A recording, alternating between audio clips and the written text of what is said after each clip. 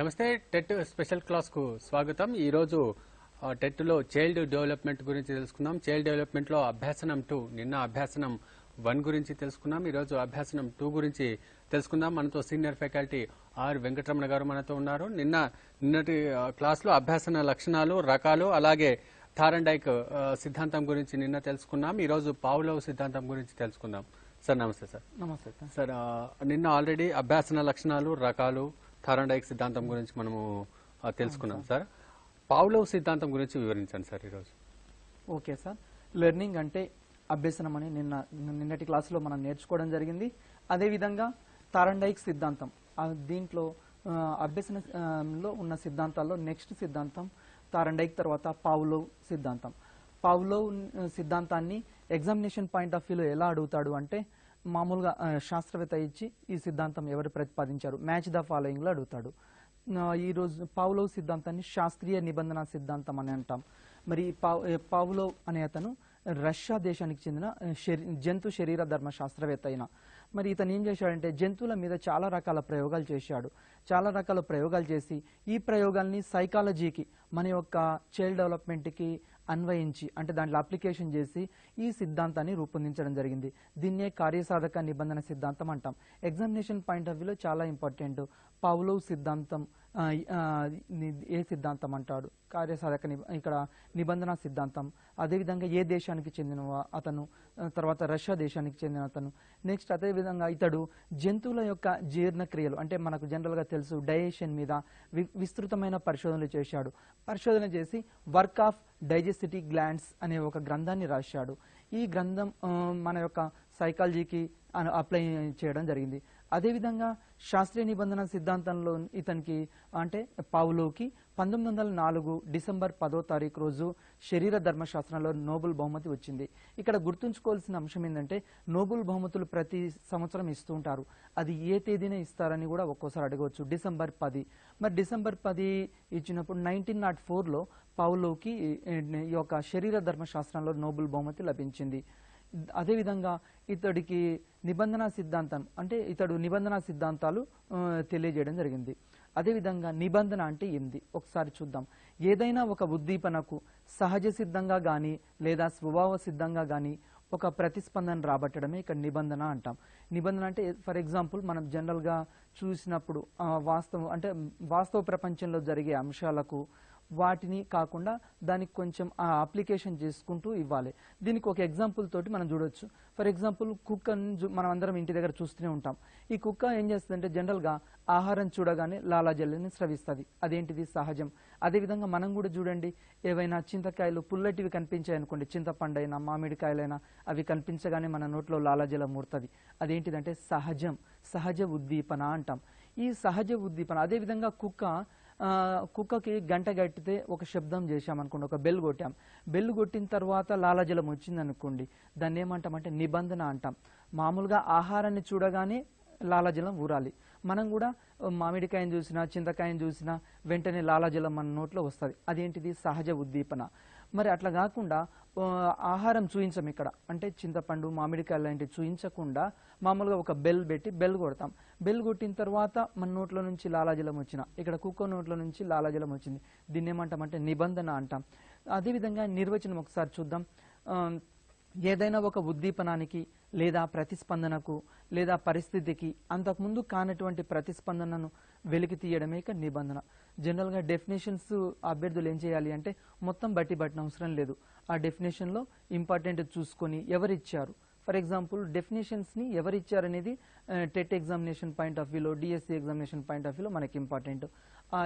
దాంట్లో కొద్దిగా కీవర్డ్స్ మనం గుర్తుంచుకుంటే సరిపోతుంది. అదేవిధంగా పావ్లోవ్ ఈ నిబంధన సిద్ధాంతాన్ని తెలియజేయడానికి ఈయన దేని మీద ప్రయోగాలు చేశాడంటే, ఫస్ట్ కుక్క మీద ప్రయోగాలు చేశాడు పావ్లోవ్ గారు. ఈ కుక్క మీద ప్రయోగాలు చేసి ఇక్కడ చూద్దాం. ఇతని యొక్క ఈ ప్రయోగం ఒకసారి పరిశీలిద్దాం. పావ్లోవ్ ఏం చేశాడంటే ఒక కుక్కను కదలనీయకుండా కట్టేశాడు. మొట్టమొదట కట్టివేసిన తర్వాత ఆ కుక్కకు ఒక అరసెకండ్ ఒక బెల్ కొట్టాడు, బెల్ మోగించాడు.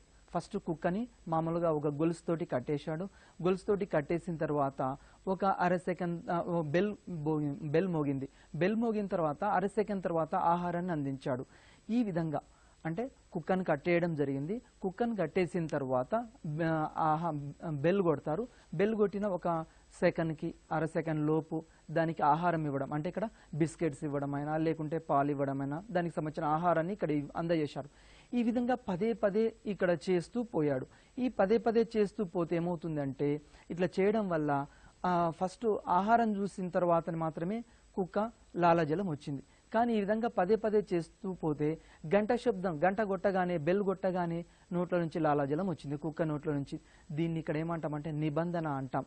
జనరల్గా మనం ఆలోచిస్తే ఆహారాన్ని చూసినప్పుడు మనకు నోట్ల నుంచి లాలాజలం రావాలి. మనకైనా సరే కుక్కలకైనా సరే ఆహారాన్ని చూసినప్పుడు నోట్ల నుంచి రావాలి. కానీ ఇక్కడ ఏమైంది అంటే ఒక బెల్ పెట్టి బెల్ కొట్టగానే కుక్క నోట్ల నుంచి లాలాజలం స్రవించింది.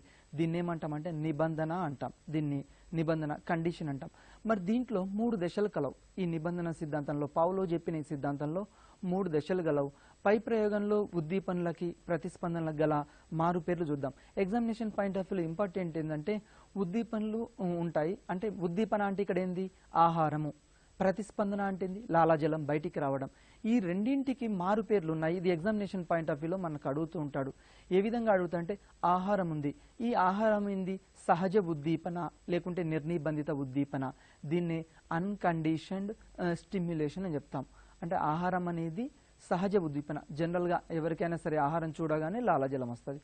తర్వాత దీని నుంచి ప్రతిస్పందన ఏమవుతుంది అంటే సహజ ఉద్దీపన ఎప్పుడైతే చూశామో సహజ ప్రతిస్పందన అనేది వస్తుంది మనకు. ఈ సహజ ప్రతిస్పందన, నిర్నిబంధిత ప్రతిస్పందన, దీన్నే అన్కండిషన్డ్ రెస్పాన్స్ అంటాం.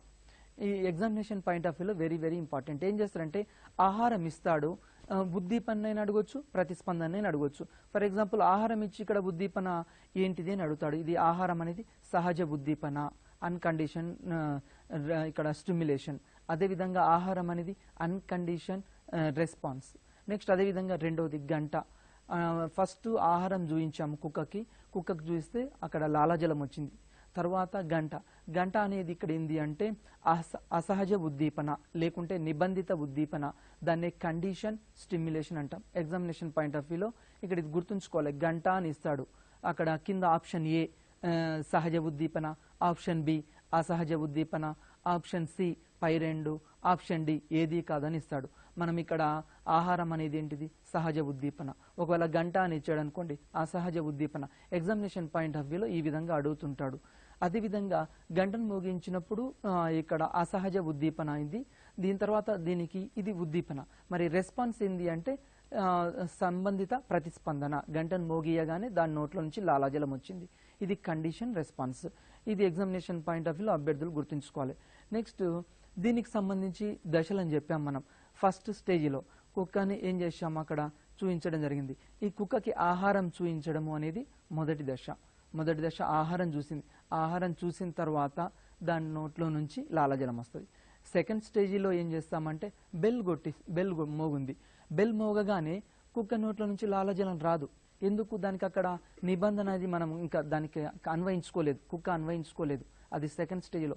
థర్డ్ స్టేజ్లో ఏం చేశామంటే ఫస్ట్ బెల్ కొట్టాము. బెల్ కొట్టి ఒక హాఫ్ సెకండ్ తర్వాత 1 సెకండ్ లోపు మనం ఏం చేసామంటే ఒక ఆహారం ఇచ్చాం. ఆహారం ఇవ్వగానే అప్పుడు కుక్క నోట్లో నుంచి లాలాజలం అనేది బయటకు వచ్చింది. ఇది థర్డ్ స్టేజ్. ఫోర్త్ స్టేజ్లో ఏమవుతుందంటే ఇక్కడ ఆహారం ఇవ్వం, ఆహారాన్ని కుక్కకు చూయించాం.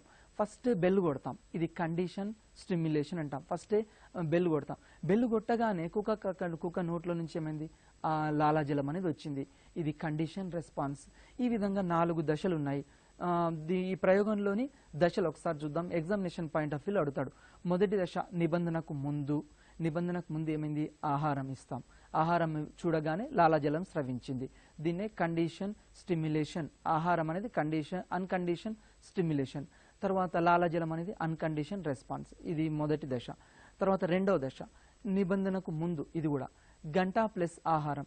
అంటే బెల్ కొడతాము, ఆహారం ఇస్తాం. అంటే ఇక్కడ కండిషన్ స్టిమ్యులేషన్ ఉంది ప్లస్ అన్కండిషన్ స్టిమ్యులేషన్. దీంతో లాలాజలం అనేది బయటికి వచ్చింది. ఇది అన్కండిషన్ రెస్పాన్స్ అని చెప్తుంటాం. మూడో దశలో నిబంధన తర్వాత మనకు ఆ కుక్క సంసర్గం ఏర్పరచుకుంటుంది. దేనికి సంసర్గం ఏర్పరచుకుంటుంది అంటే ఆహారానికి బెల్కి గంటకి మధ్య సంసర్గం ఏర్పరచుకుంటుంది. ఇక్కడ గంట కొడతాం. ఇది కండిషన్ స్టిమ్యులేషన్ అంటాం. దీని తర్వాత లాలాజలం స్రవించింది. ఇది అన్కండిషన్ రెస్పాన్స్. వీటి మీదనే ఎగ్జామినేషన్ పాయింట్ ఆఫ్ వ్యూలో ఈ 3 స్టేజీల మీద మనకు క్వశ్చన్ అడగడానికి అవకాశం ఉంది చాలాసార్లు. నెక్స్ట్ ఇదండి. దీని తర్వాత వాట్సన్ ప్రయోగం గురించి కూడా కంటిన్యూ చేయండి. ఓకే సార్, వాట్సన్ ప్రయోగం గురించి ఒకసారి మనం పరిశీలిద్దాం. వాట్సన్ ప్రయోగాన్ని 11 నెలల ఒక బాలుని తీసుకున్నాడు. ఆల్బర్ట్ అనే ఒక బాలుని తీసుకుని అతడికి ఏం చేశాడంటే ఒక తెల్ల ఎలుకని చూపించాడు. తెల్ల ఎలుకని ఇచ్చాడు. ఫస్ట్ తెల్ల ఎలుకని ఇవ్వగానే జనరల్గా పిల్లలు మనం ఏం చేస్తాం, ఏదైనా బొమ్మలు ఇచ్చామనుకోండి ఆడుకుంటారు పిల్లలు. ఈ ఆల్బర్ట్ అనే బాలుని కూడా 11 నెలల ఈ బాలునికి, అంటే 1 ఇయర్ కూడా లేదు, 11 నెలలు, ఈ 11 months గల బాబునికి ఏం చేశాడంటే ఆల్బర్ట్ అనే బాలునికి ఒక తెల్ల ఎలుకని ఇచ్చాడు. ఇవ్వగానే దాని మీద ఉన్న వెంట్రికల్ తోటి ఆ అబ్బాయి ఆడుకోవడం మొదలుపెట్టాడు. అయితే మొదలుపెట్టిన తర్వాత అతడు ఆ ఎలుకని ఇట్లా పట్టుకునే సమయంలో ఒక పెద్ద శబ్దాన్ని చేశాడు. వాట్సన్ ఒక పెద్ద శబ్దాన్ని చేశాడు. పెద్ద శబ్దాన్ని చేయగానే ఇట్లా ఆ అబ్బాయి ఆ ఎలుకని ఇలా పట్టుకుందాం అనుకునే వరకు పెద్ద శబ్దాన్ని చేస్తున్నాడు. ఈ విధంగా పదే పదే చేయడం వల్ల ఆల్బర్ట్కి ఏమనిపించిందంటే ఆ బాలునికి ఈ తెల్ల ఎలుకనే ఆ శబ్దం చేస్తుంది అని, ఆ తెల్ల రంగు కనిపించినవి ఏవి కనిపించినా కానీ, తెల్ల షర్ట్ కనిపించినా వైట్వి ఏవి కనిపించినా కానీ ఇతనికి భయం అనేది ఏర్పడ్డది. అంటే అక్కడ ఆ ఎలుకను చూసి భయపడుతులేడు, దేన్ని చూసి భయపడుతున్నాడు, తెల్ల రంగుని చూసి భయపడుతున్నాడు. ఈ విధంగా ఇక్కడ నిబంధన ఏర్పరచుకున్నాడు ఆ బాలుడు. దేనికి నిబంధన ఏర్పరచుకున్నాడు అంటే తెల్ల రంగుకి నిబంధన ఏర్పరచుకున్నాడు. నెక్స్ట్ ఈ ప్రయోగంలో ఈ పై ప్రయోగానికి సంబంధించి ఒకసారి పరిశీలిద్దాం. ఈ బాలుడు సహజ ఉద్దీపన ఏంది అంటే ఇక్కడ శబ్దం. ఒకసారి ప్రయోగం మళ్ళీ ఒకసారి బ్రీఫ్గా చూద్దాం. ఆల్బర్ట్ అనే బాలుడు 11 నెలల బాలుడు. ఈ బాలునికి ఏం చేశాము అంటే ఒక బొమ్మ ఇవ్వడం జరిగింది, టాయ్ బొమ్మ. ఆ టాయ్ బొమ్మని లేకుంటే అదేవిధంగా తెల్ల ఎలుకనే, నిజంగా ఎలుకనే ఇచ్చిండు అనుకుందాం. ఆ అబ్బాయి ఏం చేశాడు, పట్టుకోబోయేసరికి ఒక పెద్ద శబ్దం చేశాడు. ఎట్లా చేశాడు అంటే ఒక ఇనుప చువ్వని కింద పడేశాడు. కింద పడేయగానే పెద్ద శబ్దం వచ్చింది. ఆ శబ్దాన్ని విని ఈ బాలుడు భయపడ్డాడు. భయపడి ఆ తెల్ల ఎలుకను చూడగానే భయపడుతున్నాడు. అదేవిధంగా తెల్ల వస్తువులు ఏది కనిపించినా కానీ అతను భయం స్టార్ట్ అయింది ఆ అబ్బాయికి. ఇది ప్రయోగంలో ఉన్న దశలు అడుగుతాడు ఎగ్జామినేషన్లో. ఫస్ట్ దశ ఏంటంటే సహజ ఉద్దీపన, ఇక్కడ ఏంది శబ్దం చేయడం, సహజ ఉద్దీపన శబ్దం చేయడం. రెండవది సహజ ప్రతిస్పందన ఏంటంటే శబ్దానికి భయపడడం, సహజ ప్రతిస్పందన. అదేవిధంగా అసహజ ఉద్దీపన ఏంటంటే తెల్ల ఎలుకను చూడగానే అతడికి అది అసహజ ఉద్దీపన. అదేవిధంగా నిబంధిత ప్రతిస్పందన ఏంటి అంటే తెల్ల ఎలుకను చూసినా కానీ, తెల్ల రంగు ఏవి చూసినా కానీ ఈ బాలుడు భయపడడం మొదలుపెట్టాడు. అంటే ఇక్కడ తెల్ల రంగుకి ఈ బాలుడు సంసర్గం చేసుకున్నాడు. ఏది తెల్లది కనిపించినా కానీ వస్తువు, తెల్ల ఆవు కనిపించినా, తెల్ల ఏనుగు కనిపించినా, వైట్ కలర్ షర్ట్స్ కనిపించినా, ఏవి కనిపించినా ఈ బాలుడిగా భయపడడం మొదలుపెట్టాడు. రైట్ సార్, ఇక వాట్సన్ ప్రయోగం చెప్పారు. శాస్త్రీయ నిబంధన సిద్ధాంతం దీని గురించి వివరిస్తూ, అలాగే దీంట్లో ఏ టైప్ ఆఫ్ క్వశ్చన్స్ వచ్చే అవకాశం ఉందంటారు? ఓకే సార్, దీనికి సంబంధించిన చూద్దాం. దీనికి సంబంధించి మనము ఒకసారి చూద్దాం. శాస్త్రీయ ఆల్బర్ట్ అనే బాలుని గురించి చూసాము. ఇది మళ్ళీ ఒక్కసారి చూద్దాం. ఫస్ట్ ఇందాక పిక్చర్ మీకు చూపించలేదు, ఇక్కడ చూడండి ఒకసారి పిక్చరు ఆల్బర్ట్ అనే బాలుని గురించి. ఫస్ట్ ఆ తెల్ల ఎలుకని ఇచ్చాడు, ఎలుకను చూపించాడు. ఆ బాబు ఏం చేశాడు, ఆ ఎలుకను పట్టుకోబోయాడు ఫస్ట్ స్టేజీలో. రెండో స్టేజీలో ఏం చేశాడంటే అక్కడ ఆ ఎలుకను పట్టుకుందామని వెళ్ళేసరికి అతను బెల్ మోగించాడు, ఒక పెద్ద శబ్దం చేశాడు. పెద్ద శబ్దం చేయగానే ఆ బాలుడు ఏడ్చాడు. అంటే ఇక్కడ ఈ శబ్దానికి దీనికి సంసర్గం ఏర్పరచుకున్నాడు తెల్లది. వాట్సన్ ప్రయోగంలో ఉన్న ఇవన్నీ. దీని తర్వాత ఒకసారి ఇప్పుడు శాస్త్రీయ నిబంధన గురించి అడిగారు. దీనికి సంబంధించిన ఒకసారి మూల సూత్రాలు చూద్దాం. శాస్త్రీయ నిబంధన మీద ఎట్లా అడుగుతాడంటే శాస్త్రీయ నిబంధన సిద్ధాంతాన్ని రూపొందించింది ఎవరు అని అడుగుతాడు. అదేవిధంగా శాస్త్రీయ నిబంధనకు సంబంధించిన దశలు అడుగుతుంటాడు. ఇంతకుముందు మనం చెప్పాం కండిషన్ ఏది, అన్కండిషన్ ఏది, సహజ ఉద్దీపన ఏది, సహజ ప్రతిస్పందన ఏది, వీటి మీదనే మార్చి క్వశ్చన్స్ అడుగుతుంటాడు. కాబట్టి ఈ ప్రయోగానికి సంబంధించి ఈ ప్రయోగం ఆధారంగానే ఈ శాస్త్రీయ నిబంధన రకాలు మనం తయారు చేసాం. దీన్ని మూల సూత్రాలు అని కూడా చెప్తాం. ఫస్ట్ నియమం ఏంటంటే పురోగమన నిబంధనం అంటాం. ఈ ముందు సహజ తర్వాత అసహజ ఉద్దీపనలు కలగజేసే నిబంధనను కలగజేయడం. ఫస్ట్ సహజ ఉద్దీపన. ఇక్కడ సహజ ఉద్దీపన అంటే కుక్కకు సంబంధించి మనం ఆహారం చూయించడం సహజ ఉద్దీపన. ఈ ప్రయోగంలో ఆహారం చూయించడం కుక్కకు అదేంది సహజ. అదేవిధంగా అసహజ ఉద్దీపనలు కలగజేయడం, దీన్ని పురోగమన. ఎగ్జాంపుల్ చూద్దాం. దీనికి ఎగ్జాంపుల్ ఏంటంటే పావ్లోవ్ ప్రయోగం. పావ్లోవ్ ఏం చేశాడంటే ఫస్ట్ ఆహారం చూయించాడు. ఆహారం చూయించగానే కుక్క నోట్లో నుంచి లాలాజలం స్రవించింది. అంటే సహజ ఉద్దీపనకి ప్రతిస్పందనకి మధ్య ఏర్పడ్డది. ఇది పావ్లోవ్ దీని మీద కూడా ఈ నియమం. నెక్స్ట్ రెండో నియమం చూద్దాము. రెండో నియమం ఏంటంటే తిరోగమన నిబంధనం అంటాం దీన్నే, లేకుంటే మందకోడి నిబంధనం అని చెప్తూ ఉంటాం. ఇక్కడ ఏంటంటే ముందు అసహజ, ఇంతకుముందు పావ్లోవ్ సిద్ధాంతం లేనిది ఫస్ట్ సహజ. జనరల్గా ఆహారం చూయించడం సహజ, కానీ దీంట్లో రివర్స్. ఫస్టే అసహజ చూయిస్తాం, అసహజ చూయించి తర్వాత సహజ ఉద్దీపనలో కలగజేసే నిబంధన కలగజేయడం. అంటే పావ్లోవ్ దానికి ఇక్కడ రివర్స్ ఏంది అంటే ఎగ్జాంపుల్ తీసుకోవచ్చు మనం, వాట్సన్ ప్రయోగం తీసుకోవచ్చు. ఈ పై రెండు ప్రయోగాలను అనుసరించి ఇక్కడ క్రింద కొన్ని నియమాలను కూడా తెలియజేశాడు. Right sir. ఇక స్కిన్నర్ సిద్ధాంతం, కార్యసాధక నిబంధన సిద్ధాంతం, వీటి తేడా ఏం చెప్తారు? Okay sir. ఈ స్కిన్నర్ సిద్ధాంతము, కార్యసాధక నిబంధన సిద్ధాంతం ఉంది. ఈ రెండిటికి కూడా డిఫరెన్సెస్ ఉన్నాయి సార్. ఈ డిఫరెన్సెస్ మనము చూద్దాం, నెక్స్ట్ చూద్దాం. దీన్ని చూసే ముందు ఒకటి చూద్దాం సార్. ఈ నియమాలు చూసిన తర్వాత చూద్దాం. ఈ నియమాల్లో పునర్బలన నియమం ఒకటి ఉంది సార్. పునర్బలన నియమం ఇది శాస్త్రీయ నిబంధనకు సంబంధించింది. ఈ పునర్బలన నియమం అంటే ఏంటంటే ఆహారాన్ని గంటకు జోడించి, అనగా ఇంతకుముందు కుక్క ప్రయోగం తీసుకుందాం, పావ్లోవ్ ప్రయోగంలో ఫస్ట్ ఏం చేశాము, ఆహారం ఇచ్చాము, తర్వాత గంటని. సెకండ్ స్టేజ్ ఏంటంటే పావ్లోవ్ సిద్ధాంతంలో ఆహారం ఇస్తున్నాము, గంటను జోడించాం. ఈ జోడించగానే గంట మోగించాం, గంట మోగించిన ఒక అర సెకండ్ లోపు ఆహారాన్ని అందిస్తాం. ఇట్లా పదే చేస్తే ఏమిటంటే ఆహారానికి తర్వాత ఇక్కడ దీనికి సంసర్గం ఏర్పరచుకుంటాడు. దీన్నే పునర్బలన నియమము అంటాం. దీనికి సంబంధించి ఇది ప్రవర్తనను బలపరచడానికి ఉపయోగపడుతుంది. ఫర్ ఎగ్జాంపుల్ దీంతో మనకు ఉపయోగాలు ఏంది, ఎగ్జామినేషన్ పాయింట్ ఆఫ్ వ్యూలో పునర్బలన నియమానికి సంబంధించి డైరెక్ట్ అడగకుండా మనకు కొన్ని అప్లికేషన్ మెథడ్లో క్వశ్చన్స్ రావచ్చు. అప్లికేషన్ మెథడ్లో పునర్బలన మనము ఎగ్జాంపుల్ చెప్తాను చూడండి. ఇక్కడ మర్యాదపూర్వక ప్రవర్తనను పెంపొందించడం అంటే పెద్దవాళ్ళు కనిపించగానే గుడ్ మార్నింగ్ అని చెప్పడము, లేకుంటే ఎవరైనా ఇంటికి వస్తే రాండి కూర్చోండి అని చెప్పడము. ఇదేంటిది, పునర్బలన నియమం. ఇట్లాంటివి ఎట్లా డెవలప్ చేయొచ్చు మన పాఠశాలలో అన్నప్పుడు ఒకసారి చూద్దాం. సమయానికి పాఠశాలకు వచ్చేటట్లు పిల్లల్ని చేయడం, బెల్ కొట్టగానే తరగతి గదిలోకి రావడం, దీన్ని ఏమంటామంటే పునర్బలన నియమం అంటాం. ఇక్కడ బెల్కి విద్యార్థి దానికి ఇక్కడ ఏర్పరచుకుంటాడు, సంసర్గం ఏర్పరచుకుంటాడు. అదేవిధంగా దీంట్లో విలుప్తీకరణం అని ఇంకొకటి ఉంది. విలుప్తీకరణం, ఈ విలుప్తీకరణం అంటే ఏంటంటే ఈ నిబంధన గంటని మోగించిన తర్వాత ఆహారాన్ని ఇవ్వడం మానివేస్తే ఏమైందంటే నిబంధన క్రమంగా బలహీనపడుతుంది. ఫర్ ఎగ్జాంపుల్ మనం రోజు ఒక అబ్బాయికి క్లాస్లో హోంవర్క్ చేస్తే చాక్లెట్ ఇస్తామని చెప్పాము. మనం రోజు చాక్లెట్ కోసం అతను ఏం చేస్తాం, చాక్లెట్ ఇవ్వగానే హోంవర్క్ కంప్లీట్ చేసేస్తున్నాడు. ఒకవేళ మనము చాక్లెట్ ఇవ్వలేదనుకోండి, హోంవర్క్ కంప్లీట్ చేసినా చాక్లెట్ ఇవ్వలేదు, వెంటనే ఆ అబ్బాయికి ఏమనిపిస్తుంది, ఆ బాలుడికి రెండో రోజు హోంవర్క్ చేయడు. అంటే నాకు సార్ చాక్లెట్ ఇవ్వట్లేదు కాబట్టి నేను హోంవర్క్. దీన్ని ఏమంటామంటే విరమణ, విలుప్తీకరణ అంటాం. ఎగ్జామినేషన్లో దీని మీద అప్లికేషన్లో క్వశ్చన్ అడుగుతాడు. ఇక్కడ పావ్లోవ్ కూడా ఏం చేశాడంటే గంటను మోగించి తర్వాత ఆహారాన్ని ఇవ్వలేదు. ఆహారాన్ని ఇవ్వకపోయేసరికి ఆ నిబంధన అనేది క్రమక్రమంగా బలహీనపడింది.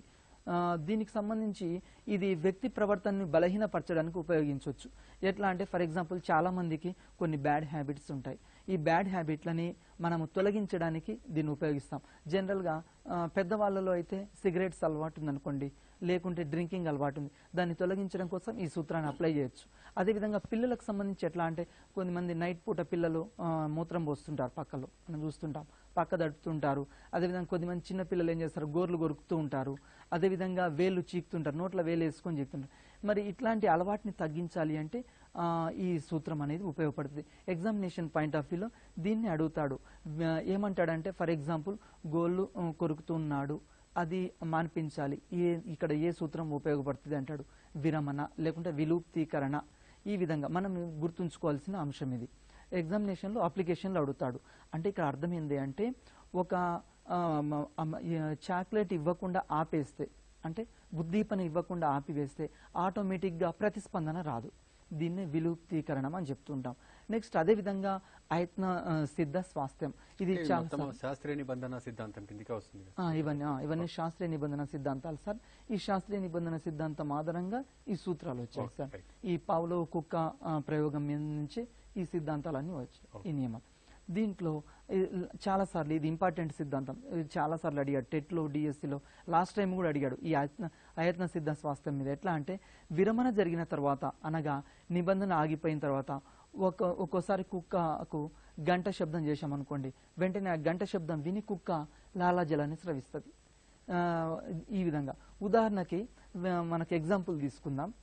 వేసవి సెలవులు ఉన్నాయండి, జనరల్గా హాలిడేస్ ఇచ్చినప్పుడు ఎక్కడైనా బయట ఐస్ క్రీమ్ బెల్లు కొట్టారు, లేకుంటే బడి బెల్లు కొట్టారు, కొట్టగానే పిల్లలు ఏం చేస్తారు, దనదన పాఠశాలకు వెళ్ళడం. వాళ్ళకి రోజు ఏం సంసర్గం ఏర్పడ్డది, స్కూల్లో బెల్ కొట్టగానే వెళ్ళాలి అని, పాఠశాలకు వెళ్ళాలి అని.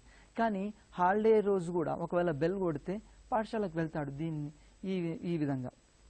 నెక్స్ట్ అదేవిధంగా సామాన్యీకరణం అంటే ఏంటి అంటే తేడాని తెలుసుకోవడం సార్. సామాన్యీకరణం అంటే తేడాని తెలుసుకోవడం. గంట శబ్దాన్ని పోలిన, ఫర్ ఎగ్జాంపుల్ గంట శబ్దాన్ని పోలిన బయట హారన్స్, బజర్స్ నొక్కుతూ ఉంటారు, గుడి గంటలు కూడా మోగుతూ ఉంటాయి. ఇలాంటి శబ్దాలకు కూడా కుక్క ప్రతిస్పందన ఇస్తుంది. అంటే ఫర్ ఎగ్జాంపుల్ గుడి గంట కొట్టారు, కొట్టగానే కుక్క ఏం చేసింది, గంట శబ్దం గుర్తుపట్టకుండా లాలాజలం స్రవించింది. ఇంతకుముందు పావ్లోవ్ సిద్ధాంతంలో మనకేంది, గంట శబ్దం కొట్టగానే కుక్క నోట్ల నుంచి లాలాజలం వచ్చింది. ఇక్కడ ఏ గంట కొట్టారు అంటే గుళ్ళో ఉన్న గంట కొట్టారు, ఆ గంటకు కూడా కుక్క లాలాజలాన్ని స్రవించింది. అంటే ఇక్కడ అప్లికేషన్ చేసుకుంది అది గుడి గంటని, బడి గంటని, తర్వాత బయట హారన్స్ని, బయట వెహికల్స్ యొక్క హారన్స్ని, ఈ విధంగా సామాన్యీకరణం చేసుకుంది ఈ కుక్క. అదేవిధంగా ఉదాహరణకి మెరిసేదంతా బంగారం అని భావించడం. జనరల్గా ఈ సామాన్యీకరణకి సంబంధించి ఏం చెప్తామంటే మెరిసేదంతా బంగారం అంటుంటాం. మనం అందరం చూస్తుంటాం బయట, వాటిని చూసి పై మెరుపులు చూసి మోసపోకండి అని కూడా చెప్తుంటాం.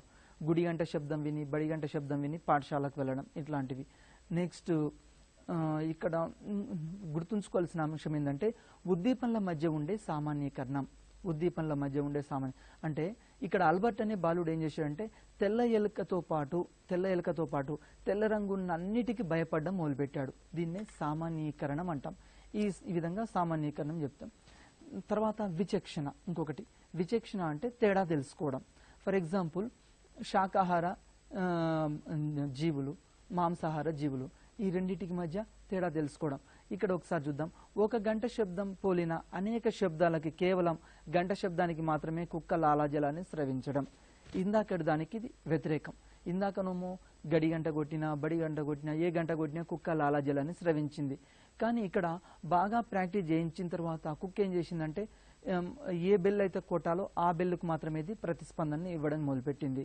ఫర్ ఎగ్జాంపుల్ మనం ఇక్కడ గంట శబ్దానికి మాత్రమే ఇక్కడ లాలాజలాన్ని స్రవించేటట్లు చేయడం జరిగింది. ఇది విచక్షణ. ఉదాహరణకి చూద్దాం. మెరిసేదంతా బంగారం కాదు, గుడి గంటకి బడి గంటకి తేడా తెలుసుకోవడం, ఇట్లాంటివన్నీ దీంట్లో వస్తాయి. ఇక్కడ దీనికి సంబంధించి చూద్దాము. ఏం చేశారంటే కుక్కకు ఏం చేశామంటే ఒక వలయాకారపు వృత్తం ఇచ్చాం. వలయాకారము వృత్తం నుంచి ఆహారము వలయాకారం వృత్తము నుంచి కుక్క దాటినప్పుడు, వలయాకార వృత్తం ఉంది అక్కడ చూడండి, ఆ వలయాకార వృత్తానికి బెల్ శబ్దం కొడతాం, గంట శబ్దం చేసినప్పుడు మాత్రము అవతలికి వెళ్ళింది అనుకోండి, దాటింది అనుకోండి, వెంటనే అక్కడ ఆహారాన్ని ఇస్తాం, కుక్కకు ఆహారాన్ని ఇస్తాం. అట్లా కాకుండా అండాకార వృత్తం నుంచి కుక్క బయటకు వచ్చింది అనుకోండి, అక్కడ ఆహారం ఇవ్వం. ఈ విధంగా ఈ విచక్షణ అంటాం.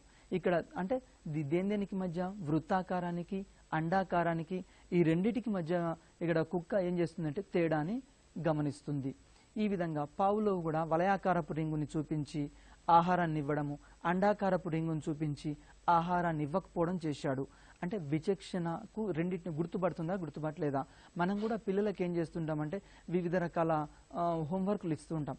ఫర్ ఎగ్జాంపుల్ ఒక ఎగ్జాంపుల్ చూద్దాము. ఫ్యాన్, తర్వాత టీవీ, తర్వాత కంప్యూటర్, నెక్స్ట్ దీంతో పాటు మనం జనరల్గా బడి గంట. దీంట్లో ఏది భిన్నమైనది?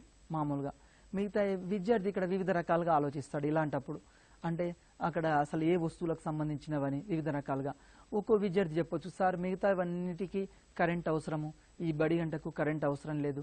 ఇక్కడ అంటే విచక్షణ, ఇక్కడ ఇచ్చిన సమూహం నుంచి వేరు చేయాలి, క్లాసిఫికేషన్ చేయాలి.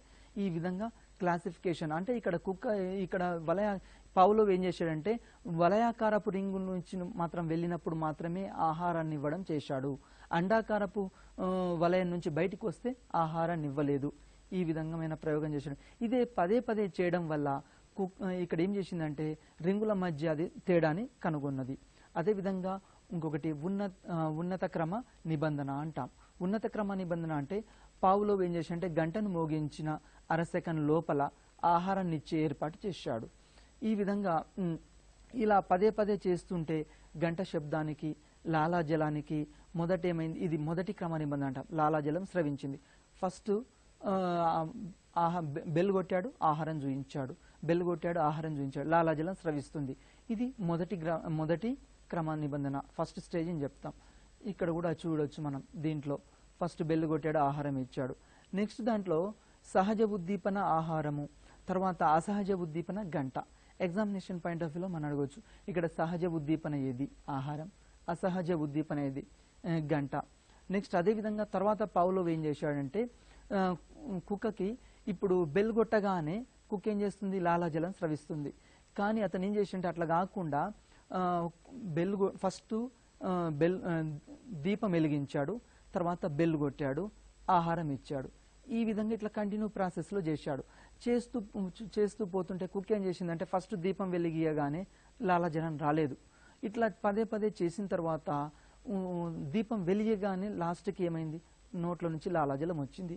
దీన్ని ఏమంటామంటే ఉన్నత క్రమశ్రేణి నిబంధన అంటుంటాం. ఇది పదే పదే చేయడం వల్ల కుక్క కేవలం దీపం వెలిగిన వెంటనే లాలాజలాన్ని స్రవించింది. ఇది కూడా ఎగ్జామినేషన్ పాయింట్ ఆఫ్ వ్యూలో మనం గుర్తుంచుకోవాలి. దీన్ని ఉన్నత క్రమ నిబంధన అంటాం. దీనిలో మొదటి క్రమ నిబంధనలోమో అసహజ ఉద్దీపన అయిన గంట సహజ ఉద్దీపనగా పనిచేసింది. ఇక్కడ వెరీ వెరీ ఇంపార్టెంట్. ఈ లైన్ ఎగ్జామినేషన్లో చాలాసార్లు అడిగాడు. మొదటి స్టేజిలో ఏంది అంటే అసహజ ఉద్దీపన అయిన గంట, రెండో దాంట్లో ఏమైంది, అది సహజ ఉద్దీపనగా మారింది. నెక్స్ట్ అదేవిధంగా కొత్తగా ప్రవేశపెట్టబడిన ఉద్దీపన అసహజ ఉద్దీపనగా మారింది. కొత్తగా ఏం ప్రవేశపెట్టాము, గంటకు బదులు ఇక్కడ ఫస్ట్ క్యాండిల్ వెలిగించాం. ఈ క్యాండిల్ అనేది కొత్తగా ప్రవేశపెట్టబడింది. ఈ విధంగా సహజ ఉద్దీపన ఇక్కడ ఏంటంటే ఆహారం, దీంట్లో నుంచి లాలాజలం స్రవించడము మొదటి క్రమ నిబంధన. అదేవిధంగా అసహజ ఉద్దీపన గంట, ఈ గంట కొట్టిన తర్వాత మళ్ళీ లాలాజలాన్ని స్రవించింది. నెక్స్ట్ దీని తర్వాత సహజ ఉద్దీపన గంట, తర్వాత అసహజ ఉద్దీపన ఇక్కడ ఏంది, దీపం వెలిగించడం. అంటే రెండో స్టేజిలో దీపం వెలిగిస్తేనే కుక్క లాలాజలాన్ని స్రవించింది. దీన్ని ఉన్నత క్రమ నిబంధన అంటాం. ఉదాహరణకి పిల్లలకి ముందుగా ఒక ఎగ్జాంపుల్ చూద్దాం. మన చిన్న పిల్లలకి జ్వరం వచ్చిందండి. మన పిల్లలకి జ్వరం రాగానే హాస్పిటల్కి తీసుకెళ్తాం. ఫస్ట్ టైం హాస్పిటల్కి వెళ్ళినప్పుడు పిల్లగాడు ఏం భయపడ్డు, హాయిగా నవ్వుతూ మనతోటి మంచిగా వస్తాడు. ఆ బాలుడు ఎప్పుడైతే ఆ సిరంజిని చూసి డాక్టర్ని చూసి సిరంజితోటి డాక్టర్ ఇంజెక్షన్ వేశాడు అనుకోండి, ఇంజెక్షన్ వేయగానే ఏమవుతుంది, ఆ పిల్లగాని బాబు ఏడుస్తాడు. ఏడ్చి నెక్స్ట్ టైం మనం హాస్పిటల్కి తీసుకెళ్ళామనుకోండి, హాస్పిటల్ తీసుకెళ్ళి ఫస్ట్ సిరంజిని చూసి భయపడతాడు, ఆ తర్వాత డాక్టర్ని చూసి భయపడతాడు, తర్వాత హాస్పిటల్ని చూసి భయపడతాడు. ఫస్ట్ టైం ఏమో భయపడలేదు, ఫస్ట్ టైం ఎంజాయ్గా మనతోటి హాస్పిటల్కి వచ్చాడు. సెకండ్ టైం ఏం చేశాడు, ముందుగానే సిరంజిని చూసి భయపడ్డాడు, ఆ తర్వాత డాక్టర్ని చూసి భయపడ్డాడు, హాస్పిటల్ని చూసి భయపడ్డాడు. ఇదే విధంగా పిల్లలు కూడా చూద్దాం, ముందుగా పాఠశాలకు నవ్వుతూ వస్తారు. పాఠశాలకు నవ్వుతూ ఎప్పుడైతే బెత్తంతో మాస్టర్ కనుక కొట్టాడు అనుకోండి, ఉపాధ్యాయుడు కొట్టాడు అనుకోండి, నెక్స్ట్ టైం ఏం చేస్తాడంటే ఆ బెత్తాన్ని చూసి ఫస్ట్ భయపడతాడు, తర్వాత టీచర్ని చూసి భయపడతాడు, తర్వాత తరగతి గదిని చూసి భయపడతాడు, తర్వాత పాఠశాలని చూసి భయపడతాడు. అంటే ఇక్కడ భయం అనేది ఏర్పడ్డది ఆ బాలుని. అదేవిధంగా డీకండిషనింగ్ అని చెప్తాం. ఇంకో నిబంధన, మనమే నిబంధనని ఏర్పరిచి మనమే ఏర్పరిచిన నిబంధనని తొలగించడం. ఫర్ ఎగ్జాంపుల్ అప్పుడప్పుడు మనమే రూల్స్ పెడతాం, ఒక్కోసారి ఆ రూల్స్ని ఏం చేస్తాం, బ్రేక్ చేస్తాం. మనకు అవసరం లేకుంటే రూల్స్ని బ్రేక్ చేస్తాం. ఇక్కడ కూడా మనం ఏర్పరచుకునే నిబంధన ఇంతకు ముందు ఏంది అంటే జనరల్గా కుక్కకి ఫస్ట్ ఆహారం చూస్తే లాలాజలం వచ్చింది. మనం నిబంధన ఏమి ఏర్పాటు చేసాం, గంట మోగడం అనేది ఏర్పాటు చేసాం. ఆ గంటని ఇక్కడ ఏం చేస్తున్నామంటే క్రమేపీ తొలగించడం ద్వారా ఇక్కడ డీకండిషనింగ్ చేశాం. ఉదాహరణకి వాట్సన్ కూడా ఫస్ట్ ఈ బాబు ఏం చేశాడు, తెల్ల కుక్కను చూసి తెల్ల వస్తువులను చూసి ఏ తెల్లది అవపడ్డా కానీ భయపడ్డాడు. కానీ మనం ఆ తెల్ల రంగుని భయం పోగొట్టాలని మనం అనుకున్నాం అనుకోండి, వాట్సన్ కూడా ఏం చేశాడంటే ఐస్ క్రీమ్ ఇచ్చాడు, వైట్ కలర్ ఐస్ క్రీమ్ ఆ బాబుకి ఇచ్చాడు. వైట్ కలర్ ఐస్ క్రీమ్ పదే ఇచ్చిన తర్వాత తెల్ల రంగు మీద భయం పోయింది ఆ బాలునికి. అప్పుడు తెల్ల ఎలుకను చూసినా భయపడలేదు, తెల్ల షర్టును చూసినా భయపడలేదు, వైట్ కలర్ వేవి చూసినా భయపడలేదు, తర్వాత ఎలుకను చూసినా అంటే ఇక్కడ ఏమవుతుంది, డీకండిషనింగ్ చేయడం జరిగింది. దీని తర్వాత మరి ఇది ఎడ్యుకేషన్లో ఎట్లా ఇంపార్టెంట్, మరి మన విద్యకు ఎట్లా అప్లై చేసుకోవాలి, ఎగ్జామినేషన్లో అడుగుతాడు. ఫర్ ఎగ్జాంపుల్ ఈరోజు క్లాస్ రూమ్లో మనం ఏం చేస్తుంటామంటే పిల్లలతోటి రకరకాల కృత్యాలు ఇస్తున్నామండి తరగతి గదిలోకి వెళ్ళిన తర్వాత పిల్లల్ని కూర్చోబెట్టి బట్టి పట్టించకూడదు, పదే పదే బట్టి పట్టించకూడదు.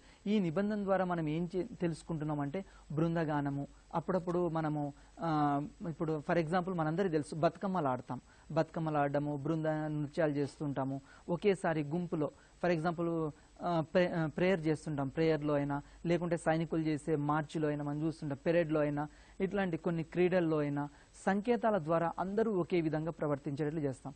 ఈరోజు మనకు ఒకవేళ రిపబ్లిక్ డే రోజు చూస్తాం మనం పెరేడ్ గ్రౌండ్ ఎట్లా ఒకేసారి లెఫ్ట్ అండ్ రైట్ అక్కడ పడుతూ ఉంటాయి, వాళ్ళ శబ్దం మార్చి చేస్తుంటారు. మరి అది ఎట్లా జరిగింది, కొన్ని సిగ్నల్స్ ఇవ్వడం ద్వారా, కొన్ని సింబల్స్ ఇవ్వడం ద్వారా జరిగింది. అదేవిధంగా అందరూ బృంద నృత్యంలో కూడా బతుకమ్మలు ఆడేటప్పుడైనా మిగతా పాటలు పాడేటప్పుడైనా కోలాటం ఆడేటప్పుడు మన జనరల్ కోలాటం ఆడేటప్పుడు కూడా చూస్తుంటాం, కోలాటంలో కూడా అందరికీ ఒకేసారి స్టెప్స్ పడుతుంటాయి.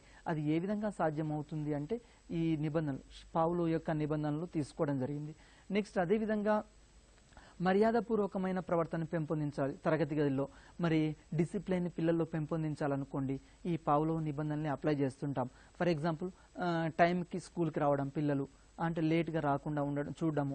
అదేవిధంగా పిల్లలు ఏ రోజు యూనిఫామ్స్ వేసుకోవాలి, ఏ రోజు వేసుకోకూడదు. ఫర్ ఎగ్జాంపుల్ వీక్లో ఒకరోజు మనము యూనిఫామ్ కాకుండా వేరే రిలాక్సేషన్ ఇస్తూ ఉంటాం, ఇలాంటివన్నీ. అదేవిధంగా పెద్దవాళ్ళు కనిపిస్తే గుడ్ మార్నింగ్, గుడ్ ఆఫ్టర్నూన్ ఇట్లా చెప్పడం, ఇట్లాంటివన్నీ ఏం చేస్తుంటాము అంటే పిల్లల్లో పెంపొందించాలి. ఇవన్నీ కూడా పావులోవ్ నిబంధన నుంచి ఇక్కడ అప్లై చేసుకున్నది.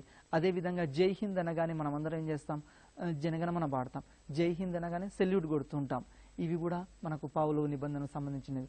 అదేవిధంగా ఇంకా ఏం చేస్తామంటే ట్రాఫిక్ రూల్స్, మనం బయట వెళ్తూ ఉంటాం, రెడ్ లైట్ పడగానే ఏం చేస్తాం, ఆగిపోతాం, గ్రీన్ లైట్ పడగానే వెళ్తూ ఉంటాం, ఎల్లోగానే రెడీ అవుతాం. ఇట్లాంటి ట్రాఫిక్ రూల్స్ను పాటించడం ఇవన్నీ కూడా ఈ నిబంధన నుండి వచ్చినవి. ఎగ్జామినేషన్ పాయింట్ ఆఫ్ వ్యూలో వెరీ వెరీ ఇంపార్టెంట్, ఈ విధంగా అడుగుతుంటాడు. అదేవిధంగా మనం క్లాస్ రూమ్లో అప్పుడప్పుడు పిల్లలు బాగా అలర్ట్ చేస్తున్నాం, ఓన్లీ సైగ చేస్తాం, ఇట్లా మూతి మీద వేలేసుకుని చూపిస్తాం, మనం చెప్పాం, ఓన్లీ ఇట్లా సైగ చేస్తాం. సైగ చేయగానే పిల్లలు నిశ్శబ్దం అయిపోతుంటారు. అదేవిధంగా ఇట్లాంటివన్నీ. అదేవిధంగా కొన్ని పిల్లలకి బ్యాడ్ హ్యాబిట్స్ వాటిని తొలగించడం కోసం కూడా పక్క దడుపుతూ ఉంటారు, తర్వాత వేళ్ళు జీకుతుంటారు, కొద్దిమంది పిల్లలు వేళ్ళు కొరుకుతూ ఉంటారు తరగతి గదిలో. అదేవిధంగా చాక్ పీస్లు, పెన్స్ ఇట్లాంటివి నోట్లో పెట్టుకుంటుంటారు, రకరకాల పిల్లలు చేస్తుంటారు.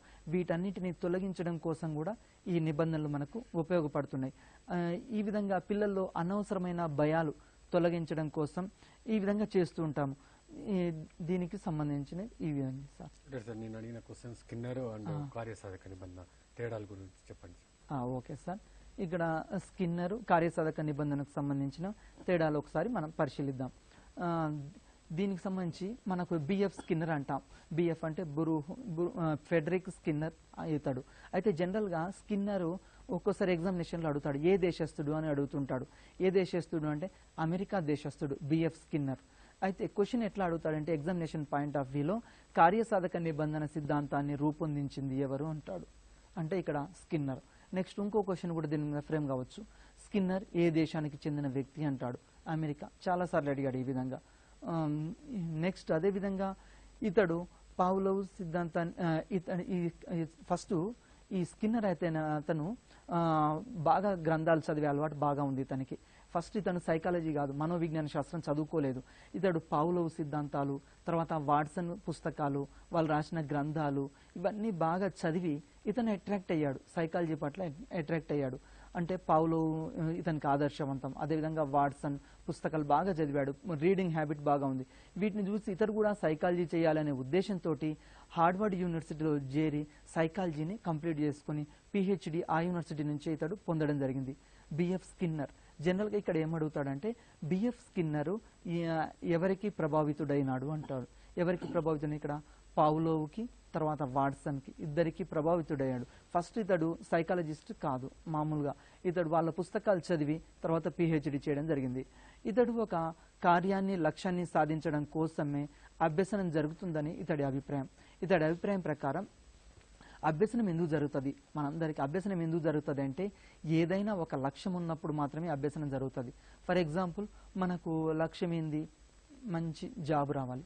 ఆ జాబ్ రావాలి అంటే ఆ లక్ష్యాన్ని ఛేదించాలి అంటే టెట్లో క్వాలిఫై కావాలి. టెట్లో క్వాలిఫై కావాలి కాబట్టి ఇక్కడ ఆ లక్ష్యం మనకు జాబ్ అనే లక్ష్యాన్ని అంటే ఆ జాబ్ రావడం కోసం ఇక్కడ ఏం చేస్తున్నాం, టెట్ పుస్తకాలు చదువుతున్నాం. ఈ టెట్ పుస్తకాలు చదవడంతో మనకేమవుతుంది, అభ్యసన జరుగుతుంది, లెర్నింగ్ జరుగుతుంది. ఈ విధంగా లెర్నింగ్ అనేది వస్తుంది. ఈ విధంగా నెక్స్ట్ ఇతడు ఈ సిద్ధాంతాన్ని తెలియజేయడానికి ప్రత్యేకంగా ఒక పరికరాన్ని తయారు చేశాడు. బిఎఫ్ స్కిన్నర్ ఒక పరికరాన్ని తయారు చేశాడు. దాన్ని స్కిన్నర్ పేటిక అని అడుగుతుంటాడు, ఎగ్జామ్లో అడుగుతాడు. స్కిన్నర్ పేటిక తయారు చేశాడు. దీన్నే స్కిన్నర్ బాక్స్ లేకుంటే స్కిన్నర్ పేటిక అని చెప్తూ ఉంటాం. ఇతడు ఒక ప్రత్యేక పరికరాన్ని ఉపయోగించి సిద్ధాంతాన్ని తెలియజేశాడు. దీన్ని ఇంకేమంటామంటే పరికరాత్మక సిద్ధాంతం. దీనికి ఎగ్జామినేషన్ పాయింట్ ఆఫ్ వ్యూలో అప్పుడప్పుడు అడుగుతుంటాడు. ఏమన్నా పరికరాత్మక సిద్ధాంతం అన్నా కానీ స్కిన్నర్ చెప్పిన ఈ సిద్ధాంతమే వస్తుంది. నెక్స్ట్ అదేవిధంగా ఇతడు ప్రత్యేకమైన పరికరాన్ని తయారు చేశాడని చెప్పాము. ఇతడు జనరల్గా విరివిరిగా పావురాల మీద ఎలుకల మీద ప్రయోగాలు చేశాడు. ఈ పరికరం చూడండి, ఇతడు ఒక స్కిన్నర్ బాక్స్ ఉంది. ఆ బాక్స్ లోపల ఒక ఎలుకను బంధించాడు. ఈ ఎలుక ఏం చేసిందంటే ఫస్ట్ బాగా ఆ ఎలుకకి ఆహారాన్ని అందించలేదు. 2-3 రోజులు మామూలుగా ఆహారం ఇవ్వలేదు. ఇవ్వకపోయేసరికి ఆ ఎలుక ఏం చేసిందంటే ఆ బాక్స్ లోపల అటు ఇటు ఇటు బాగా తిరిగింది. బాగా ఆకలైంది ఆ ఎలుకకు. ఆహారమేమో బయట ఉంది. ఆహారం ఆ బాక్స్లో మీరు చూస్తే దీన్ని స్కిన్నర్ పేటిక అంటాము. ఈ స్కిన్నర్ పేటికలో లోపల ఒక ఎలుకను తీసుకున్నాడు స్కిన్నరు. బయట ఏముందంటే ఆహారం ఉంది, దానికి బయట ఆహారం ఉంది. ఈ ఆహారం బయట ఉన్నప్పుడు ఈ ఎలుకకి బాగా ఆకలి అవుతుంది. ఆకలి అయినప్పుడు బయట ఉన్న ఆహారం దానికి కనిపించట్లేదు. అయితే ఆ ఎలుక ఏం చేసింది, బాగా ఆకలి అటు ఇటు తిరిగి గోళ్ళతోటి ఆ చుట్టూ ఉన్న బాక్స్ని రక్కింది, గోళ్ళతోటి మొత్తం రక్కింది. తర్వాత అటు ఇటు తిరిగిన తర్వాత సడన్ గా కోపం వచ్చి దాని పంజని ఇట్లా నొక్కింది, కిందికి ప్రెస్ చేసింది. ప్రెస్ చేయగానే అనుకోకుండా దాని చేయిపోయి అక్కడ మీట మీద పడ్డది. మీట మీద పడగానే ఆటోమేటిక్గా ఆ మీట మీద ఎప్పుడైతే ఎలుక చేయి పడ్డదో వెంటనే బయట ఆహారపు గుళికలు ఈ లోపలికి రావడం జరిగింది. లోపలికి రాగానే దానికి ఆహారం వచ్చింది. ఆహారం లభించింది. ఒకసారి తిన్నది. మళ్ళీ రెండోసారి ఏం చేసిందంటే ఆకలి అవుతుంది, ఇంకా ఆకలి అవుతుంది. మళ్ళీ అటు ఇటు తిరిగింది, మళ్ళీ బాక్స్ అంతా తిరిగింది, వివిధ రకాల ప్రయత్నాలు చేసింది, కానీ ఆహారం లభించలేదు. మళ్ళీ కొన్ని ఇంతకుముందు చేసిన ప్రయత్నాల కంటే ఈసారి కొన్ని తక్కువ ప్రయత్నాలు చేసింది. తర్వాత మీటను నొక్కింది, ఆహారం వచ్చింది. తర్వాత ఈ విధంగా పదే పదే ఈ విధంగా ప్రయత్నం చేస్తుంటే ఎలుకకి ఏమర్థమైంది అంటే మీటను నొక్కితే ఆహారం వస్తుంది అని ఇక్కడ అర్థమైంది. మీటను నొక్కితే ఆహారం. ఈ విధంగా స్కిన్నర్ ప్రయోగాన్ని ఇక్కడ చూద్దాం. స్కిన్నర్ ఏం చేసి అంటే ఎలుకని స్కిన్నర్ పేటికలో ఉంచాడు. ఇది ఆకలితో అటు ఇటు తిరుగుతుంది. యాదృచ్ఛికంగా ఇది అనుకోకుండా పోయి మీటను నొక్కింది. మీటను నొక్కగానే వెంటనే ఆహారం పేటికలోకి వచ్చింది. ఇలా పదే పదే చేయడం వల్ల ఆహారం అనేది మీటకు ఆహారానికి మధ్య ఉన్న సంబంధాన్ని ఇక్కడ ఎలుక అర్థం చేసుకుంది. దీన్నే కార్యసాధక నిబంధన అంటాం. బిఎఫ్ స్కిన్నర్ సంబంధించిన ఈ కార్యసాధక నిబంధన అంటాం. ఇది ఎగ్జామినేషన్ పాయింట్ ఆఫ్ వ్యూలో చాలాసార్లు అడిగాడు. ముందు మీటను నొక్కిన తర్వాత మాత్రమే ఇక్కడ ఆహారం వచ్చింది. దీనికి రివర్స్. దేనికి రివర్స్? పౌలోవ్ సిద్ధాంతానికి రివర్స్. పౌలోవ్ కుక్క మీద చేసిన ప్రయోగంలో ఫస్ట్ ఆహారం కనిపించింది కుక్కకు. ఆహారం కనిపిస్తే దాని నోట్లోంచి లాలాజలం వచ్చింది. కానీ ఇక్కడ చూడండి, మీటను నొక్కితేనే మాత్రమే ఆహారం వచ్చింది. అభ్యర్థులు చదివేటప్పుడు ఒక సిద్ధాంతాన్ని మరి ఒక సిద్ధాంతాన్ని పోల్చుకొని చదవాలి. అప్పుడు మాత్రమే అర్థమవుతుంది. లేకుంటే ఇక్కడ సైకాలజీ అర్థం కాదు. ఈ సిద్ధాంతంలో బిఎఫ్ స్కిన్నర్ సిద్ధాంతంలో ఫస్ట్ మీటను నొక్కితే మాత్రమే మీటను నొక్కడం జరిగింది. తర్వాత ఆహారం రావడం అనేది జరిగింది, ఉద్దీపన ఆహారం. కావున దీన్ని ఏమంటామంటే ప్రతిస్పందన ఉద్దీపన సిద్ధాంతం అంటాం. బిఎఫ్ స్కిన్నర్ సిద్ధాంతం చాలాసార్లు అడిగాడు. ఏమంటామంటే ప్రతిస్పందన ఉద్దీపన సిద్ధాంతం అంటాం. మరి అదే పౌలోవ్ సిద్ధాంతాన్ని ఏమంటామంటే ఉద్దీపన ప్రతిస్పందన సిద్ధాంతం అంటాం. ఇక్కడ బిఎఫ్ స్కిన్నర్ సిద్ధాంతాన్ని ఆర్ఎస్ సిద్ధాంతం అంటాం. అంటే రెస్పాన్స్ స్టిమ్యులేటివ్ సిద్ధాంతం అని అంటాం. తర్వాత పై ప్రయోగంలో మరి ఏ విధంగా చేశాడో చూద్దాం. సహజ ఉద్దీపన, సహజ ప్రతిస్పందన. ఇక్కడ ఈ రెండింటి మధ్య అంటే ఫస్ట్ సహజ ఉద్దీపన ఇచ్చాడు, తర్వాత సహజ ప్రతిస్పందన ఇచ్చాడు. ఇక్కడ సహజ ఉద్దీపన ఏంటంటే ఆహారం. తర్వాత అసహజం అంటే ఇక్కడ మీటర్ నొక్కడం. ఈ విధంగా ఈ రెండింటి మధ్య వచ్చింది. నెక్స్ట్ కార్యక్రమిత అభ్యసనం గురించి ఒకసారి పరిశీలిద్దాం. ఈ కార్యక్రమిత అభ్యసనం గురించి స్కిన్నర్ ఏం చేసి అంటే 4వ తరగతి చదువుతూ స్కిన్నరు అతను ఒకరోజు ఏం చేసాడు అంటే తన పిల్లలు ఏ విధంగా చదువుతుంది, తన బాలిక తన కూతురు ఏ విధంగా చదువుతుంది అని ఒకసారి పాఠశాలకు వెళ్దామని వెళ్ళాడు స్కిన్నర్, బిఎఫ్ స్కిన్నర్. పాఠశాలకు వెళ్ళిన తర్వాత పాఠశాలలో నా 4th క్లాస్ చదువుతుంది వాళ్ళ బేబీ. ఆ 4th క్లాస్ చదివే ఆ బేబీ యొక్క ఏ విధంగా చదువుతుంది పరిశీలించడం కోసం వెళ్ళి ఆ రోజు ఏం చేశాడు అంటే పాఠశాలలో వెనుక బెంచ్లో కూర్చున్నాడు, చివరి బెంచ్లో కూర్చున్నాడు. చివరి బెంచ్లో కూర్చున్న అక్కడ మ్యాథ్స్ టీచర్ మ్యాథ్స్ బోధిస్తుంది. ఆ బోధనా విధానాన్ని హోంవర్క్ని పరిశీలించాడు ఇతను. ఎవరు ఇక్కడ పరిశీలించడం జరిగింది. పరిశీలించి కార్యక్రమిత అభ్యసనాన్ని తెలియజేశాడు. ఈ విధంగా కార్యక్రమిత అభ్యసనం ఏ విధంగా తెలియజేశాడు అంటే ఇతడు తన యొక్క నేర్చుకోవలసిన అంశాన్ని కొన్ని చిన్న చిన్న భాగాలుగా విడగొట్టాడు. ఫర్ ఎగ్జాంపుల్ నేర్చుకోవాల్సిన అంశాన్ని ఏం చేశాడంటే మొత్తము ఇక్కడ 10 అంశాలు ఉన్నాయి. ఒక పాఠాన్ని ఏం చేశాడంటే ఒక లెసన్ని ఒక యూనిట్ని 10 భాగాలుగా విభజించాడు. 1 2 3 4 5 ఈ విధంగా 10 భాగాలు చేశాడు. ఈ 10 భాగాల్లో ఒక్కొక్క భాగంలో ఒక్కొక్కటి తీసుకున్నాడు. ఇక్కడ చూద్దాము. నేర్చుకోవలసిన పాఠ్యాంశాన్ని కొన్ని చిన్న చిన్న భాగాలుగా విడగొట్టాడు. ఈ విడగొట్టిన ఈ భాగాలని ఒక్కొక్క ఫ్రేమ్లో అమర్చాడు. విడగొట్టిన భాగాల్ని యూనిట్ మొత్తాన్ని 10 పార్ట్స్గా విభజించాడు. విభజించి ఒక్కొక్క పార్ట్ని ఒక్కొక్క ఫ్రేమ్లో లేదా చట్రంలో అమర్చాడు. చట్రంలో అమర్చిన తర్వాత ఈ ఫ్రేమ్లో ఉండే సమాచారాన్ని విద్యార్థులు ఏం చేయాలి అంటే ఇక్కడ టీచర్ చెప్పాడు. టీచరు క్లాస్ రూమ్లోకి వెళ్ళి డైరెక్ట్గా లెసన్ చెప్పాడు. మరి ఏం చేయాలి? స్టూడెంట్సే వాళ్ళకు మ్యాథ్స్ ఇంట్రెస్ట్ అనుకోండి, మ్యాథ్స్ పీరియడ్లోకి వెళ్తాడు. వెళ్ళినప్పుడు అక్కడ చట్రాలన్నీ ఉంటాయి, అన్ని చట్రాలు ఉంటాయి లైన్గా. ఒక చట్రం తీసుకుంటాడు, ఫస్ట్ చట్రం, దాని మీద నెంబర్స్ ఉంటాయి 1 2 3 4 అట్లా ఎన్ని ఉంటే ఆ చాప్టర్, ఆ యూనిట్కి ఎన్ని ఉంటే అన్ని. ఆ యూనిట్లో ఫస్ట్ తీసుకున్నాడు, ఆ చట్రం మొత్తం చదివాడు, ఆ ఫ్రేమ్ మొత్తం చదివాడు. చదివిన తర్వాత దాని కింద ఏం ఉంటాయంటే క్వశ్చన్ ఆన్సర్స్ ఉంటాయి. ఆ క్వశ్చన్ ఆన్సర్స్ చదువుకోవాలి విద్యార్థి. పైన ఉన్న మ్యాటర్ చదవాలి, తర్వాత క్వశ్చన్ ఆన్సర్స్ చదవాలి. క్వశ్చన్ ఆన్సర్స్ చదివి క్వశ్చన్ ఆన్సర్స్ చేస్తూ ఉండాలి. ఒకవేళ కరెక్ట్ ఆన్సర్ వచ్చిందనుకోండి సమాధానం, కింద వెంటనే ప్రతిస్పందన వస్తుంది, వెరీ గుడ్, గుడ్, ఎక్సలెంట్. ఈ విధంగా ఒకవేళ చేస్తే ప్రోత్సాహకాలని వస్తాయి. మనము చేసిన ఆన్సర్ మీరు కూడా అప్పుడప్పుడు చూడండి. ఏవైనా మీరు కొన్ని స్పోకెన్ ఇంగ్లీష్ క్లాసెస్ అయినా లేకుంటే ఏవైనా తీసుకున్నారనుకోండి, మనం చేస్తుంటే ఈ బిఎఫ్ స్కిన్నర్ దృష్టిలో పెట్టుకుని వీళ్ళు కూడా తయారు చేశారు. మనం బాగా చేశామనుకోండి వెరీ గుడ్ అంటారు. స్కూల్లో టీచర్లు కూడా మనం ఏం చేస్తాం, వెరీ గుడ్ అని మెచ్చుకుంటారు. మొదటి చిత్రంలో ఉన్న అంశాన్ని చదవాలి. ఫస్ట్ చదివిన తర్వాత దాని కింద క్వశ్చన్స్ ఉంటాయి. ఆ క్వశ్చన్స్ కరెక్ట్ ఆన్సర్ చేస్తే వెరీ గుడ్, ఎక్సలెంట్, ఈ విధంగా గుడ్ అని మనం ఇస్తుంటాం, ప్రోత్సాహకాలు ఇస్తుంటాం. ఇలా ఒక ఫ్రేమ్ తర్వాత మరొక ఫ్రేమ్ని అభ్యసిస్తూ మొత్తం అక్కడ ఉన్న ఫ్రేమ్లన్నీ అభ్యసించాలి. అంటే ఆ యూనిట్ మొత్తం కంప్లీట్ చేసుకోవాలి విద్యార్థి. ఈ విధంగా అంటే ఒక ఫ్రేమ్ అయిపోయిన తర్వాత ఇంకో ఫ్రేమ్లోకి వెళ్ళాలి. దీన్ని ఏమంటామంటే కార్యక్రమిత అభ్యసనం అంటాం. ఒకవేళ తప్పు సమాధానం చేశాడు అనుకోండి విద్యార్థి, తిరిగి మళ్ళీ ఏం చేయాలంటే అదే ఫ్రేమ్ని తీసుకొని మళ్ళీ ఫస్ట్ నుంచి చదవాలి. అదే ఫ్రేమ్ని తీసుకొని ఫస్ట్ నుంచి చదువుకోవాలి. ఫస్ట్ నుంచి చదివి మళ్ళీ తర్వాత ఏం చేయాలి, మళ్ళీ ఆన్సర్స్ చేయాలి. ఆన్సర్ చేస్తే ఒకవేళ కరెక్ట్ అయితే మాత్రమే ముందుకు వెళ్ళాలి, ఒకవేళ కరెక్ట్ కాకుంటే మళ్ళీ బ్యాక్ రావాలి. ఈ విధంగా స్కిన్నర్ పేటికలో ఉన్నాయి. అభ్యాసకులు ఇక్కడ ఎట్లా ఉంటారంటే చురుగ్గా అభ్యసనంలో పాల్గొంటారు. ఈ విధంగా చేయడం వల్ల కరెక్ట్ ఆన్సర్స్ చేయాలి, నేను అన్ని ప్రశ్నలకు సమాధానం చేయాలి, నా ఫ్రెండ్స్ త్వరగా ముందుకు వెళ్ళిపోతున్నారు.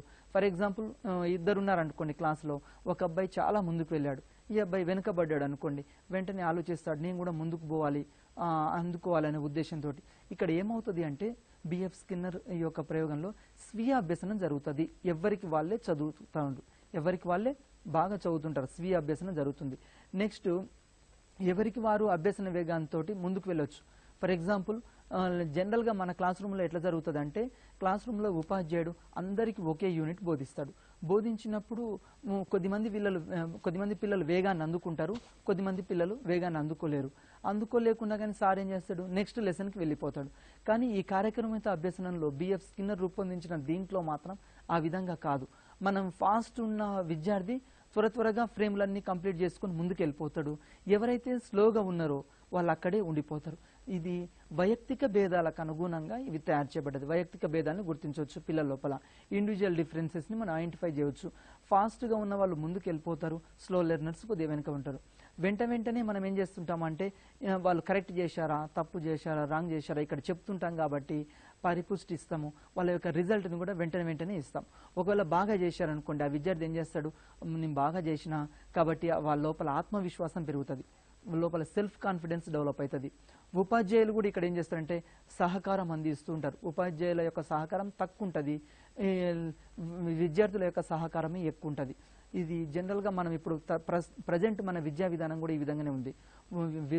కృత్యాధార బోధనా పద్ధతిలో ఉన్నాం. మనం అంతా ఇప్పుడు ఏం చేస్తున్నామంటే ఉపాధ్యాయులు తరగతి గదికి వెళ్ళిన తర్వాత తక్కువ బోధించాలి, విద్యార్థులే నేర్చుకోవాలి. ఈ యొక్క స్కిన్నర్ సిద్ధాంతాన్ని ఆధారంగానే చేసుకొని ప్రస్తుత విద్యా విధానం కూడా ఈ విధంగానే ఉంది. మరి దీంట్లో ఉన్న లోపాలు ఏంది? మరి స్కిన్నర్ రూపొందించిన ఈ విద్యా విధానంలో కూడా కొన్ని లోపాలు ఉన్నాయి. ఆ లోపాలు ఏంటంటే సమగ్ర అవగాహన ఉండదు. ఎందుకు ఉండదు అంటే అక్కడ మనం మొత్తం యూనిట్స్ని డివైడ్ చేశాము. తర్వాత విద్యార్థికి ఒక ఫ్రేము, రెండో ఫ్రేము, మూడో ఫ్రేమ్ ఈ విధంగా చేసుకుంటూ పోతున్నాడు. కానీ హోల్ అండ్ సోల్గా అసలు ఏముంది అనేది అతనికి అవగాహన ఉండదు. అదేవిధంగా మౌలిక భావాల గురించి కూడా ఇక్కడ తెలుసుకోలేం. మౌలిక భావాలు దాంట్ లోపల ఏమున్నాయి. ఫర్ ఎగ్జాంపుల్ విద్యార్థికి ఇక్కడ ఈ ఫ్రేములు చదువుతున్నాడు, పైన ఫ్రేమ్ చదువుతాడు, కింద ఆన్సర్ చేస్తున్నాడు. కానీ దాని లోపల కాన్సెప్ట్ ఏంది డెప్త్గా చదవలేడు. ఎందుకు? ఇక్కడ విద్యార్థి మాత్రమే స్వయంగా చదువుకోవాలి. అందుకోసమే ఎప్పుడైనా సరే ఒక గురువు ఉండాలి, ఎవరికైనా సరే గురువు ఉండాలి. అందుకోసమే ఇక్కడ చూడండి, ద్రోణాచార్యుడు ఇక్కడ మనకు ఏకలవ్యుడు కూడా ఏం చేస్తాడు, తన ముందు మహాభారతంలో ముందు ఏం చేస్తుంటాడు, విగ్రహం పెట్టుకొని ఆ విధంగా చేస్తాడు, అంటే సాధన చేస్తూ ఉంటాడు. ఎవరికైనా సరే ఒక గురువు ఉండాలి. ఇది దీంట్లో ఉన్న లోపం అది. అదేవిధంగా ఒక ఫ్రేమ్ని వదిలి మరొక ఫ్రేమ్కి వెళ్ళే అవకాశం ఉంది. విద్యార్థులు ఒకవేళ బోర్ కొట్టిందనుకోండి, 1 2 3 లైన్గా వెళ్ళాలి ఫ్రేములు, కానీ విద్యార్థులు స్కిప్ చేయడానికి అవకాశం ఉంది. 1 తర్వాత 3 తర్వాత 6 మొత్తం కంప్లీట్ అయినాయి చెప్పడానికి కూడా అవకాశం ఉంది. అదేవిధంగా విద్యార్థులకి సమాధానం వెతికి రాస్తారు. ఇంకా విద్యార్థులు ఏం చేస్తారంటే పైన పారాగ్రాఫ్ ఉంది, కింద క్వశ్చన్స్ ఉన్నాయి. ఆటోమేటిక్ ఏం చేస్తారు, డైరెక్ట్ పారాగ్రాఫ్ అంతా చదవరు, ఈ క్వశ్చన్ చదువుకుంటారు.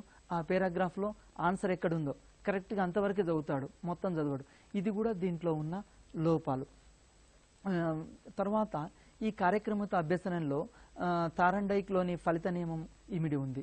ఈ కార్యక్రమత అభ్యసనంలో ఏముందంటే తారండైక్లోని ఫలిత నియమం అంటాం. ఫలిత నియమం మనకు తెలుసు, అంటే రిజల్ట్ బాగా చేశామనుకోండి, బాగా చేస్తే వెరీ గుడ్ అని మెచ్చుకుంటూ ఉంటారు, ఒకవేళ చేయకుంటే దండిస్తారు. ఈ ఫలిత నియమం ఆధారంగా ఎవరికైనా సరే ఫలితం ఉంటే మాత్రమే బాగా పనిచేస్తుంటారు.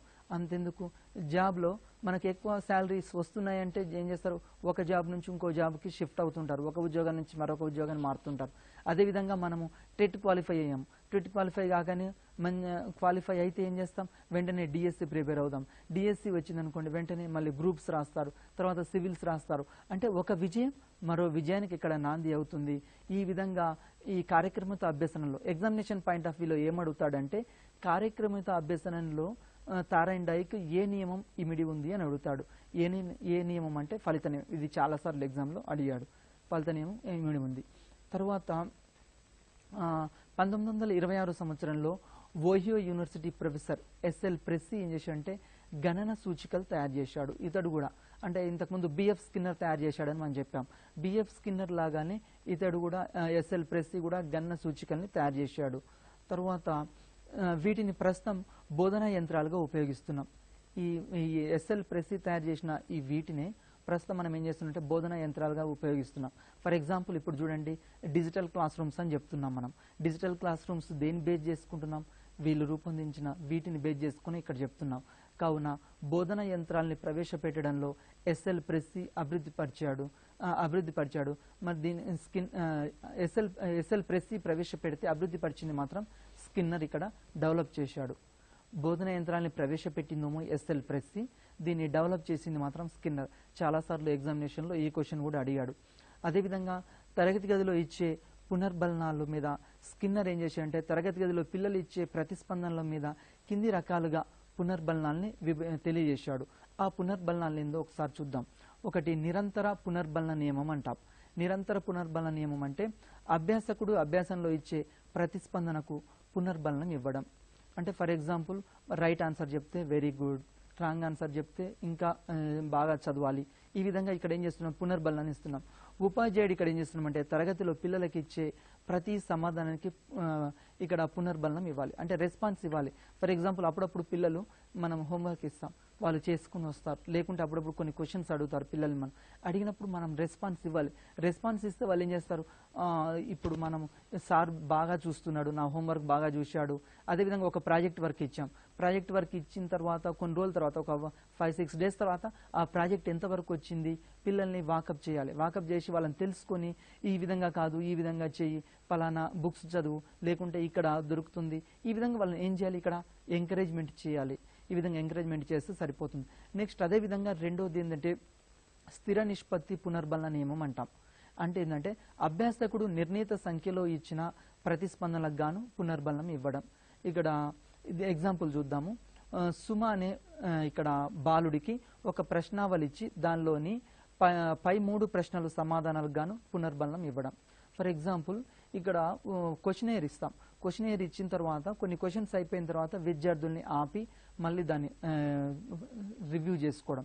ఈ విధంగా రివ్యూ చేస్తే ఏమవుతుందంటే వాళ్ళ లోపల ఒక ఆత్మస్థైర్యం పెరుగుతుంది, మార్గదర్శకత్వం పెరుగుతుంది. అదేవిధంగా మూడోది స్థిరకాల వ్యవధిలో పునర్బలన నియమం అని చెప్తాం. అంటే ఏంటంటే అభ్యాసకుడు నిర్ణీత సమయంను పునర్బలనం ఇవ్వడం. అంటే నిర్ణీత సమయానికి వాళ్ళకి ఫర్ ఎగ్జాంపుల్ ఒక పీరియడ్ అయిపోయిన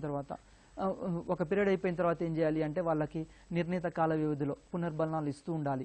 ఆ విధంగా చేస్తే మాత్రమే ఇక్కడ అవుతుంది. అంటే ఇప్పుడు పిల్లలకి ఒక లెసన్ ఇచ్చాము, హోంవర్క్ ఇచ్చిన తర్వాత ఒక 10 minutes 15 minutes గ్యాప్ ఇవ్వాలి. ఇచ్చి మళ్ళీ తర్వాత దాన్ని మనం అసెస్మెంట్ చేయాలి. ఈ విధంగా చేస్తే పునర్బలనం స్థిర కాల వ్యవధి. తర్వాత నెక్స్ట్ ఇంకోటి చరశీర పునర్బలన నియమం అంటాం. ఇది అస్థిర ప్రతిస్పందనలకు గాను అస్థిర కాల వ్యవధిలో కొంత పని జరిగిన తర్వాత పునర్బలనం ఇవ్వడం. అంటే ఇక్కడ ఏమవుతుందంటే ప్రతిస్పందనలు డైరెక్ట్ ఉండవు, అస్థిరంగా ఉంటాయి ప్రతిస్పందనలు, రెస్పాన్సెస్. అదేవిధంగా టైం కూడా ఇక్కడ ఉండదు. ఆ టైం కూడా నిర్ణీత కాలంలో కంప్లీట్ చేయాలి, ఇక్కడ టైం బౌండ్ అనేది ఉండదు. ఈ విధంగా ఉదాహరణకి ఇక్కడ కోహెస్ బ్లాక్ డిజైన్ పరీక్షలో తగిన విధంగా పునర్బలనం ఇవ్వడం. అదేవిధంగా పెయింటింగ్ వేసినప్పుడు తగిన విధంగా పునర్బలనం ఇవ్వడం. అంటే ఇక్కడ మామూలుగా డిజైన్స్ వేసేటప్పుడు కొన్ని వేసిన తర్వాత వాటిని పరిశీలించడము, అదేవిధంగా పెయింటింగ్ వేసేటప్పుడు కూడా పరిశీలించడము, ఈ విధంగా చేయాలి. అంటే మార్గదర్శకాలు, సూచనలు ఇస్తూ ఉండాలి. నెక్స్ట్ ప్రతిస్పందనలోని రకాలు.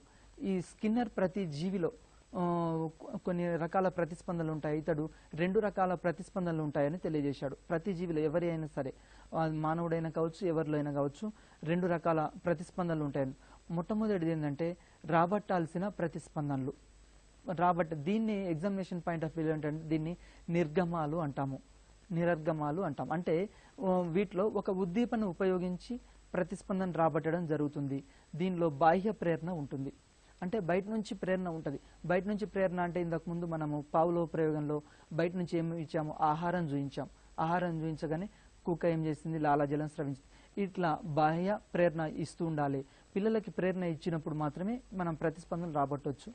దీనిలో అంతర్గత ప్రేరణ కూడా ఉండును. ఉదాహరణకు పావులో ప్రయోగంలో మరియు తారండైక్ ప్రయోగంలో కూడా ఇక్కడ ఉద్దీపనలు ఉన్నాయి. పావులో ప్రయోగంలో కుక్కకి ఆహారం ఇస్తున్నాం, తారండైక్ ప్రయోగంలో కూడా ఈ విధంగా. అంటే మనకి ఇక్కడ మంచిగా చేస్తుంటే ఆటోమేటిక్గా కొన్ని ప్రతిస్పందనలు వస్తుంటాయి.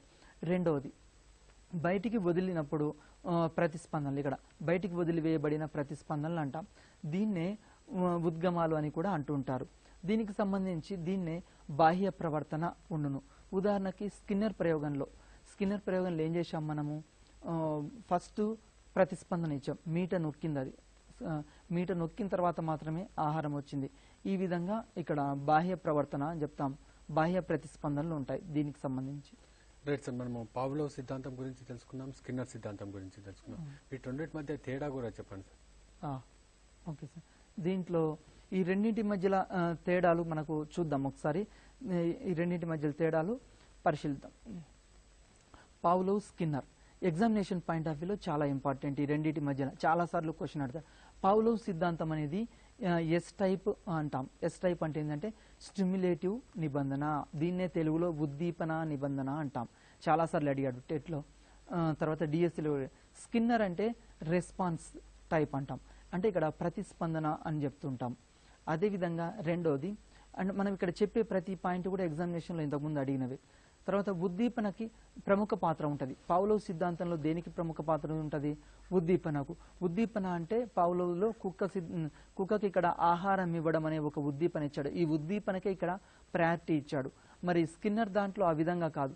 స్కిన్నర్ దాంట్లో దేనికి ప్రయారిటీ ఇచ్చాము? మీట నొక్కడానికి ప్రాముఖ్యత. మీట నొక్కడము అంటే ఏంటంటే అక్కడ రెస్పాన్స్, ప్రతిస్పందనకి ఇక్కడ ప్రాముఖ్యత ఇచ్చాము. అదేవిధంగా పావ్లోవ్ సిద్ధాంతము నిర్గమం అని చెప్తాం. అదేవిధంగా స్కిన్నర్ సిద్ధాంతము ఉద్గమం అని చెప్తూ ఉంటాం.